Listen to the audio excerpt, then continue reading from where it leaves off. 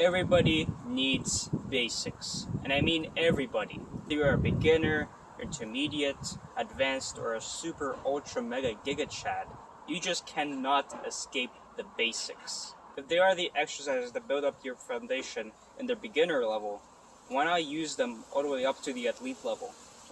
I mean, yes, those exercises can get easier over time, but there are ways to make them harder and use them to build even more complex and harder skills in the future. So here are the top 6 basic calisthenics exercises you can do for all levels. But first, it would be really appreciative if you hit that like button.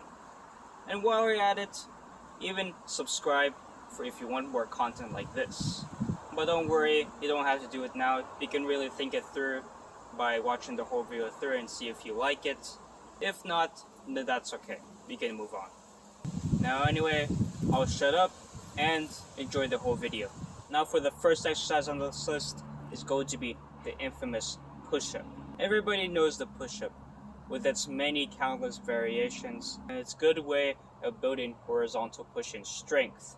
And it is even so basic that it is included in the Fitness Gram Patio test. Now, why is this exercise so good? Well, as I said before, it is a good base of horizontal pushing strength for the chest, triceps, and shoulders, and it is easily to progress where you can start from the bottom at the incline push-up to the knee push-up to the regular push-up and then to weighted push-ups, which I explained more in my video specifically made for push-ups, so you can check that out, link in the description.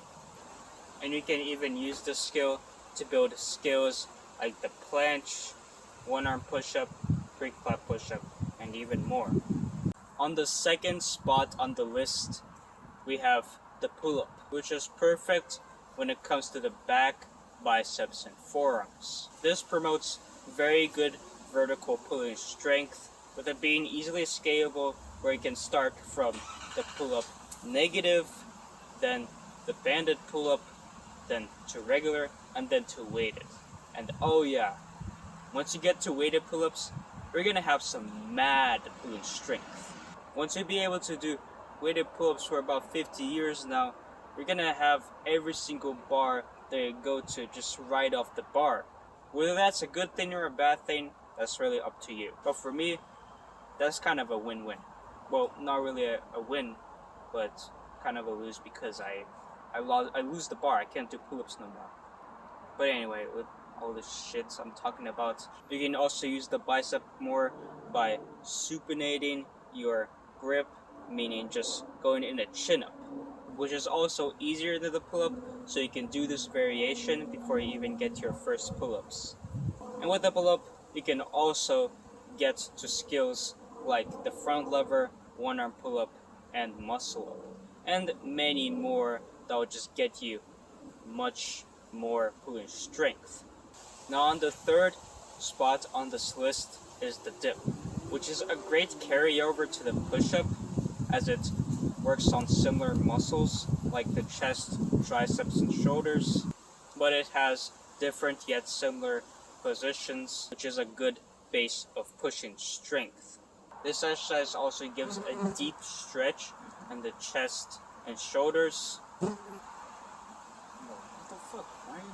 which leaves more opportunity for strength and hypertrophy.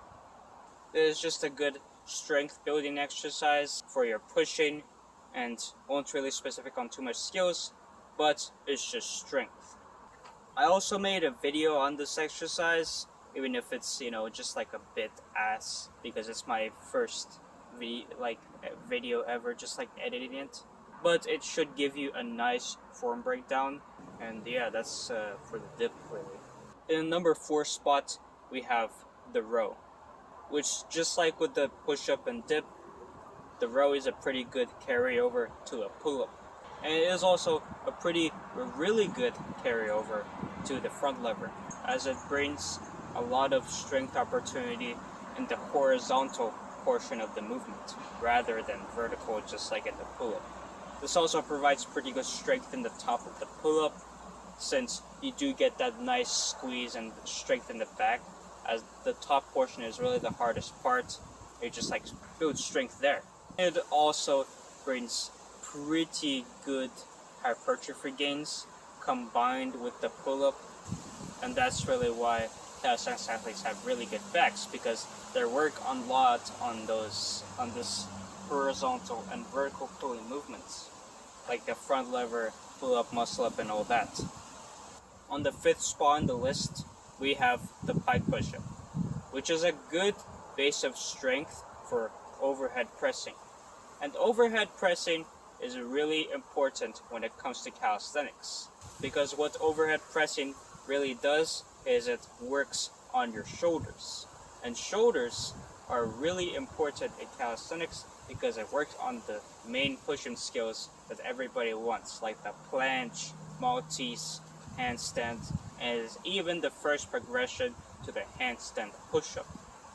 Now the 6th and final spot on this list is the hollow body hold, which is a core exercise that just builds really good strength in your core, and it also teaches you the correct position to engage your core, which this core engagement is really related to a lot of the calisthenics skills that we know of.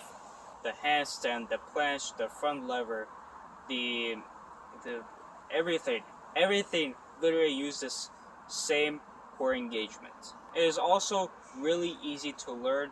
All you have to do is literally just have no gap in your lower back when you're doing this movement. So when you're on the floor, you shouldn't even see a gap here. You shouldn't feel one. And there we go. Your core is engaged. This is also easily progressible, where you can start with your hands and your knees just tucked beside you, and then you can extend them. You can become more erect to make it harder. And that should be all top 6 exercises on this list. But there's one more, because I have an honorable mention. Now, this may be a surprise to you on the honorable mentions, but here it is. The squat. But Sasha, this is not a upper body exercise. What the fuck are you talking about, bro? Shut the fuck up, dude. This is my video, and I can do whatever the fuck, so, you know. But anyway, the squat is a very good exercise, because whether you're a calisthenics athlete, whether you're anything, you need squats. And here is why. Squats, they build leg strength, which is really good for your body, as if you really think about it, when you're just like walking around, you're being a human, your legs, they carry your whole entire upper body, and if they're not strong enough to handle all that, body weight, you're all working on your pull-ups and push-ups and dips and rows and hollow body hold, but you're not working on your legs, you may have a problem. The rest of your body will be weak. Your lower back, your glutes, your knees, your fucking ankles are gonna be ripped to shreds. So that's why squats are really important, because it works on your leg strength.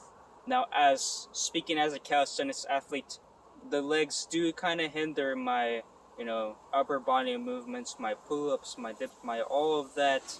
But unfortunately, legs are really important to keep them healthy and nice and strong, so my lower back and knees don't go to shit. Now, with that all the way, with the honorable mentions in the top 6, this will be the end of the video. And I would just like to thank you for watching this whole video through. If you did, then thank you very much. That's really cool. But if you didn't, why you just do it now? There's nothing to miss here. But no pressure, because this is just a video. This is me practicing, this YouTube shit. But anyway, thank you guys for watching again, and I'll see you in the next video.